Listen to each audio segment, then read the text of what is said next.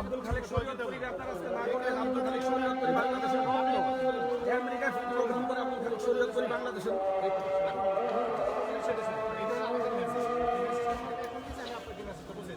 এটা এভাবে তো হয় না স্যার। এবারে আপনারা টাইম দেন, আপনারা ওয়াশ করুন কেমনে? আপনার টাইম মতো আমাকে হয় নাকি?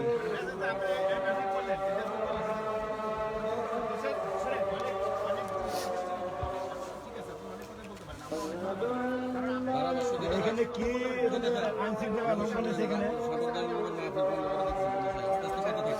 সাভার দারুল উলুম ইসলামিয়া মাদ্রাসার মাহফিল বন্ধ হয়ে গেছে পুলিশের কারণে, বন্ধ করে দিতেছে সাভার প্রশাসনের চক্রান্তের কারণে। সাভার দারুল উলুম ইসলামিয়া মাদ্রাসার মাহফিল বন্ধ করে দিতেছে।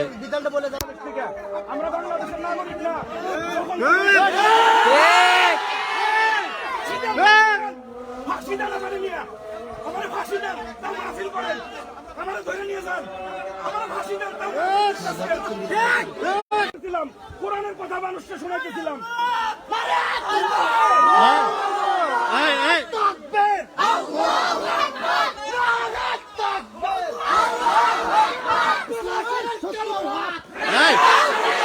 ছাড়ো ছাড়ো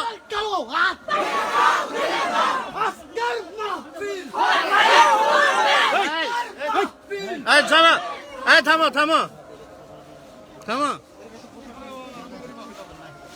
বন্ধ হইলে ভলান্টিয়ার সাথীদের দৃষ্টি আকর্ষণ করছে আমাদের প্রশাসনের যাওয়ার রাস্তা মাহফিল কারা করতে দিচ্ছে না। আমরা যথানিয়মে প্রশাসনের সাথে ওসির সাথে আলোচনা করছি, মাঝখানে এসে তারা জোরপূর্বক মাহফিল বন্ধ করার জন্য বলতেছে।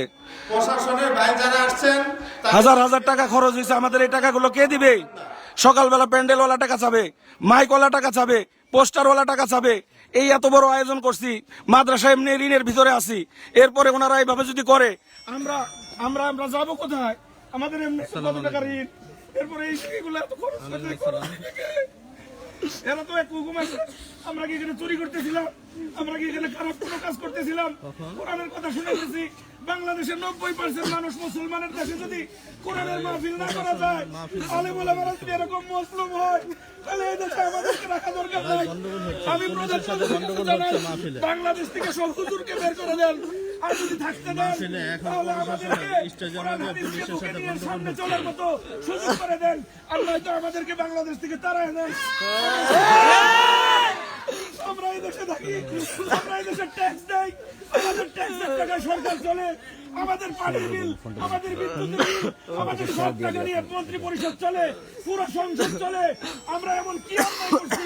আমরা তো কোনো দাগি আসামি না, আমাদের বিরুদ্ধে তো কোনো মামলা নাই, আমাদের বিরুদ্ধে কোনো ধরনের অভিযোগ নাই। কেন আমাদের মাহফিল বন্ধ করা হলো? কেন আমাদের মাহফিল করতে দেওয়ার জবাব চাই। আমাদেরকে এই ক্ষতিপূরণ, আজকের এই ক্ষতি আমাদের কে দিবে? আজকের যে আমাদের লক্ষ লক্ষ টাকার ক্ষতি হয়ে গেল, আগামীকালকেও মাহফিল আছে, আমাদের এই ক্ষতি কে দিবে? ক্ষতিপূরণ কে দিবে? মাননীয় সরকার মহোদয় কি দিবে? আমি জানি না। আমি আজকে এতটুকু জামিন হতে পারি, আমাদের এখানে যে মাহফিলগুলো হইতো, এখানে সরকার বিরোধী কোনো কথা বলার মতো বক্তা নাই, দেশের বিরুদ্ধে কথা বলার মতো কোনো লোক ছিল না। তারপরে আমাদেরকে বিনা কারণে মাহফিল বন্ধ করছে। এই বিচার আমি আল্লাহর কাছে দিলাম, আল্লাহ তাআলা এই বিচার করবে।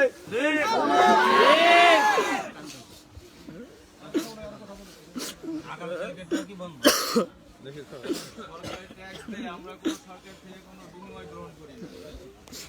সরকার আমাদের কোনো সম্পদ আমাদের নামে চুরির মামলা নেই, ডাকাতির মামলা নেই, সন্ত্রাসের মামলা নেই।